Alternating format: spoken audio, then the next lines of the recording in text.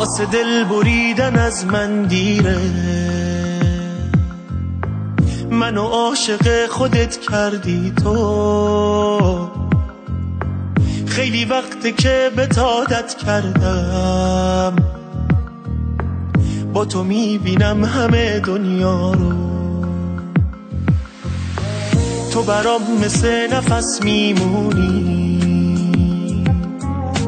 زندگی من به تو وابسته است، جای هیچکی جز تو قلبم نیست.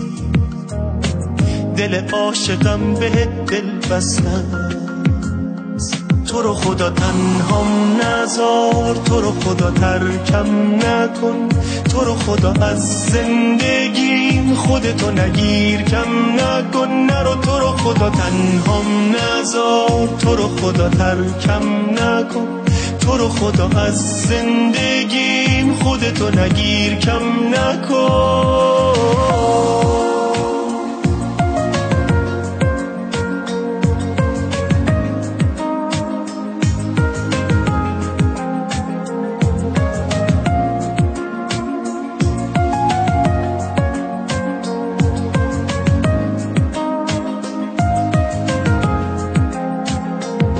مگه خبر نداری از دلم که منو اینجوری میذاری و میری؟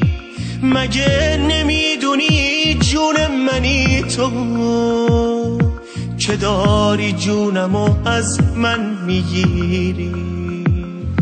من از دل تنگی میمیرم عزیزم، عزیز من بمون کنارم. عذاب رفتنت برام عذابم نده، طاقت دوری تو ندارم. ببین تا حرف رفتن تو اومد، توی یه لحظه انگار پیر شدم من.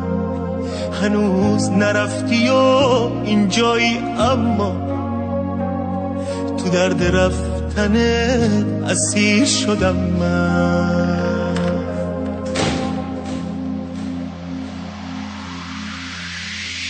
تو رو خدا تنهام نذار، تو رو خدا ترکم نکن، تو رو خدا از زندگیم خودتو نگیر کم نکن. نرو تو رو خدا تنهام نذار، تو رو خدا ترکم نکن، تو رو خدا از زندگیم خودتو نگیر کم نکن.